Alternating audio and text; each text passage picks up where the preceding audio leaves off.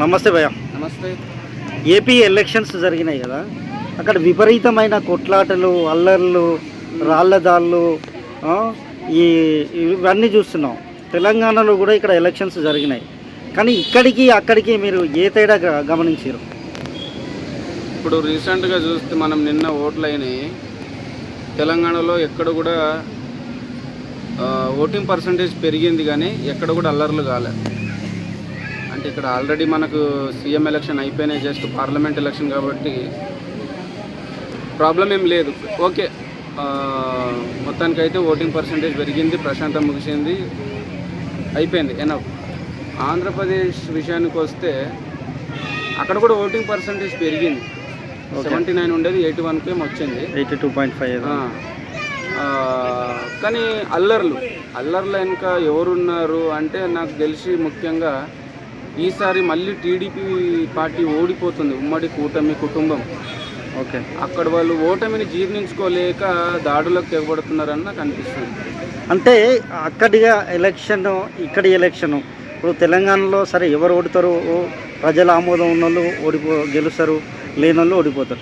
కానీ ఎలక్షన్లు అయిపోయిన తర్వాత దాడులు, ఇప్పుడు తాడిపత్రిలో జేసీ దివాకర్ రెడ్డి, పెద్దారెడ్డి, కేతిరెడ్డి, పెద్దారెడ్డి వీళ్ళ కనీసం వాళ్ళ ఇళ్లలో లేకుండా బయటికి పంపించారు వాళ్ళని. అంటే అలాంటి పరిస్థితులు అక్కడ ఎందుకున్నాయి అంటారు? అంటే ఇప్పుడు జేసీ దివాకర్ రెడ్డి గారికి, కేతిరెడ్డి, పెద్దారెడ్డికి ఈ ఎలక్షన్లో నుంచి కాదండి, చాలా రోజుల నుంచి వాళ్ళకి కొట్లాటలు ఉన్నాయి, మనస్పర్ధలు ఉన్నాయి. బట్ నేను ఆంధ్రప్రదేశ్లో ఉన్న యువతకు ఒకటే చెప్తున్నా, ఓటింగ్ రోజు ఓటు వేసిన వెంటనే అది మర్చిపోవాలి. ఎందుకంటే మన జీవితాలు మనం పాడు చేసుకున్నట్టు అయిపోతుంది. ఎందుకంటే రాజకీయ నాయకుడు అనేవాడు ఎక్కడున్నా రాజకీయ నాయకుడే. వాడు ఈరోజు ఈ పార్టీలో ఉన్నా, ఈరోజు ఈ పార్టీలో ఉన్నా, ఈరోజు ఇంకొక పార్టీలోకి వెళ్ళిన. దయచేసి మీ లైఫ్ని మీరు పాడు చేసుకోకూడదు. ఎందుకంటే మనము ఓటేసేంత వరకే మనం ఏదన్నా ఉంటే అది అభిమానమైనా ప్రేమైనా చూపించాలి. ఓట్ల తర్వాత మనము ఇలాంటి కొట్లాటలకు కానీ అల్లర్ల దాంట్లోకి వెళ్ళి జీవితాలు ఖరాబ్ చేసుకోవద్దని నేను అనుకుంటాను. ఓకే, టోటల్గా అంటే కంపేర్ టు ఏపీ తెలంగాణ అసలు ఎలక్షన్స్ ఏ బేస్ మీద జరుగుతాయి? అక్కడ ఎట్లుంటుంది, ఇక్కడ ఎట్లుంటుంది?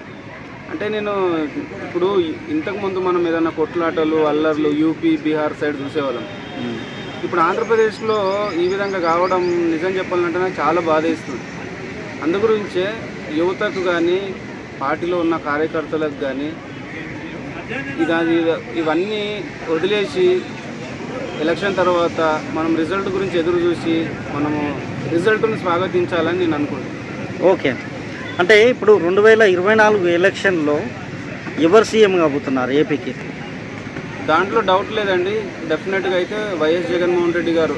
నా ఆలోచన ప్రకారం, నా ఎనలైజ్ ప్రకారం వైఎస్ జగన్మోహన్ రెడ్డి గారికి 120 నుంచి 140 మధ్యలో నంబర్ ఖచ్చితంగా ఉంటుంది.